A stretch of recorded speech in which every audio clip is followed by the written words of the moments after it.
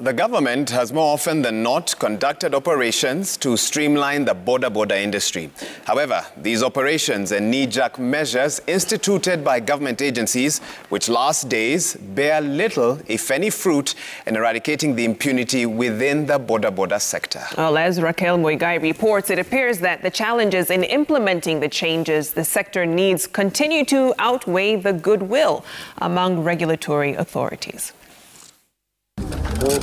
Motorbikes could have come in to fill a critical gap at a time where there was limited infrastructure in many parts of the country.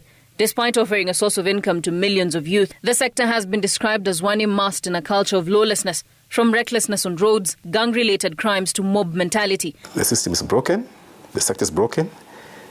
It requires some other, maybe, extraordinary solutions. Security officials have conducted numerous operations to streamline the boda sector, the most recent operation being in February this year.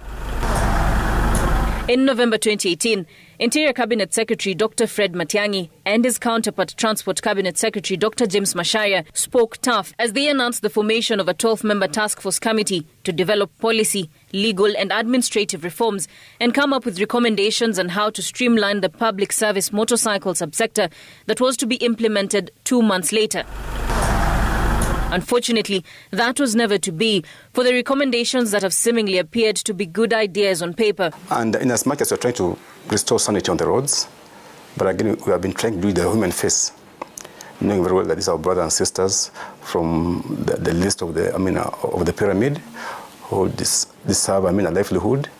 So we've been trying to push and then maybe relaxing a bit. According to Bruno Shioso, the National Police Service spokesperson, there have been a myriad of challenges in implementing the changes the sector needs. We're in a political system. Maybe at times you want to hit hard and politics will play out again, interfere with the law enforcement processes.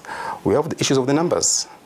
Yeah, looking at the massive numbers commanded by this sector, over 2 million riders on our roads, vis-a-vis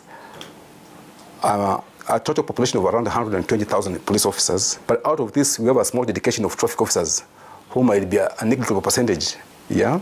And not just dedicated to the borders, but to the entire traffic sector. The National Transport and Safety Authority, mandated to license trained motorbike riders, admits that a majority of the Kenyan motorbike riders have no licenses. Duncan Kibobong, Deputy Director of Road Safety and Strategies at NTSA, explains that has been occasioned by few training schools to meet the ever-growing demand for riders. We are appealing and we are working towards having many riding schools. And in this case, we're even working towards having riding schools from government TVET institutions. And we are working currently with NYS and other TVET institutions so that they are converted to be riding schools for purposes of doing mass training. Kibobong says that at the moment, NTSA is intensively registering boda riders into SACCOs in a bid to bridge the identity gap that arises when cases of lawlessness occur.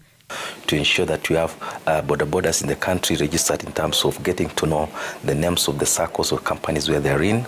Number 2 is where they are, the stages where they operate in terms of drop and pick and their membership. Now we are sitting down as government trying to explore, and that includes even learning from other experiences, best practices elsewhere, and even including benchmarks. As operations to streamline the boda sector continue, security officials and other stakeholders have been sent back to the drawing board to try and salvage a sector that has been described by many as ungovernable. Raquel Muigai, Citizen TV, Nairobi.